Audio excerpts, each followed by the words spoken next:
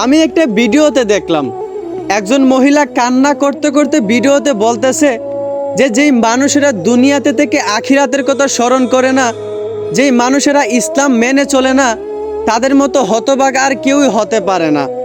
কথাগুলো বেশ ভালো লাগছিল আমার কাছে, কিন্তু মহিলাটার একটা বিষয় দেখে আমি অনেক অবাক হলাম।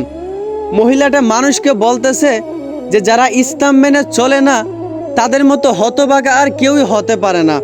অথচ আমি খেয়াল করে দেখলাম মহিলাটা নিজেই ইসলাম মেনে চলছে না। কারণ মহিলাটা যদি নিজে ইসলাম মেনে চলতো তাহলে কখনোই বুরকা ছাড়া ফেস ওপেন রেখে ক্যামেরার সামনে এসে কথা বলতে পারতো না। আরে ভাই, ইসলাম তো একজন নারীর চেহারা পরপুরুষকে দেখানোর অনুমতি দেয় না। তাহলে এই যে মহিলাটা বেপরদায় ফেস ওপেন রেখে ক্যামেরার সামনে এসে কথাগুলো বলল, তো ওই মহিলাটার চেহারাটা কি পরপুরুষ দেখলো না?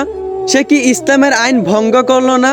সে নিজেই তো ইসলাম মেনে চলে না, তো আবার মানুষকে সে কিভাবে বলে?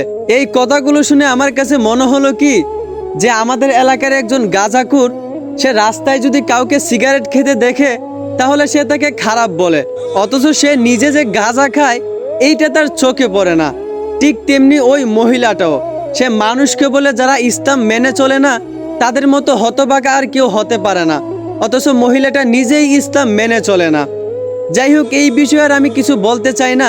জাস্ট আমি আপনাদেরকে বোঝানোর চেষ্টা করলাম, আগে নিজে পরিপূর্ণ সঠিক হওয়া উচিত, তারপর অন্যকে জ্ঞান দেওয়া উচিত। আশা করি বুঝতে পারছেন। ধন্যবাদ।